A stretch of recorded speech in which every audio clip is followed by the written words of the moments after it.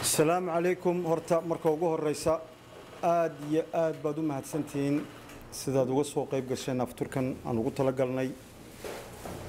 in walaalaha reer Djibouti iyo dadka kalena jecelba aan la qaybsano aftur aan aad iyo aad baad horta u mahadsantiin maanta annaka waxa noo farxada iyadoo walaalaha waanu kala jeednaa waa la haystaa in ay beenooday maanta meeshan la wada fadhiyo oo walaalal wali yahay horta taasi annaka waa noo guul alxamdulilaahi rabbil caalamiin rabadaanka fadligiisa ilaahay baa qalbiyadii oo dhan isku soo jeediyay walaaltinimadii iyo midnimadii otawa ilaahay baa ka muujiyay xagga ilaahayna waan ugu mahadnaqaynaa marka labaad waxaan doonayay inaan ka hadlo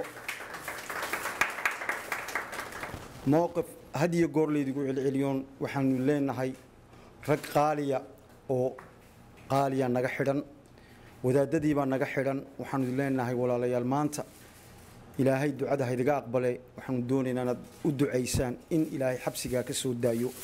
رجع صو مانتا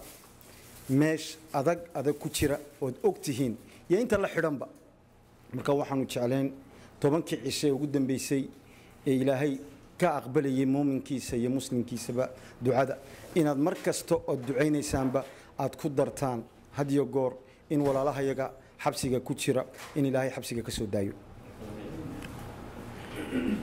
مركز لبعض وحنا لذي شيء إن مانتا أن إلهي برينا وده هذا صعدا إن إلهي كرديجو تيل لجوه شيء الودن كيجا مانتا دبعته كتيرة إلهي دبعته كجسارو نبض وحكم معان ننا مشرتو مركان وحلينا إلهي وان أبرينا إن نبضي يو ولا التنمدي يوم من نمدي السوء اليو إلهي هكذا اليو نبض إلهي هكذا اليو وحنا أكسن وحمدوننا ودن كيجو نو هجاجا عروض تيجو إسكولا دي كتجا نبض عافمات كي أو نكستبه هلو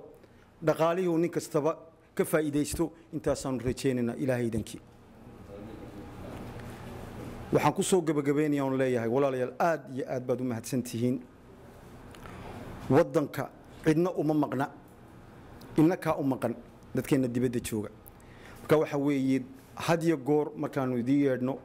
waxaanu idin weydiisanaa had iyo goor aan idhaahnaa wadankii hal la xasuusto ummadii hal la xasuusto sidii looga qayb gali karayo halganka hal looga qayb galo وأنا مهتسنتين والسلام عليكم ورحمة الله وبركاته.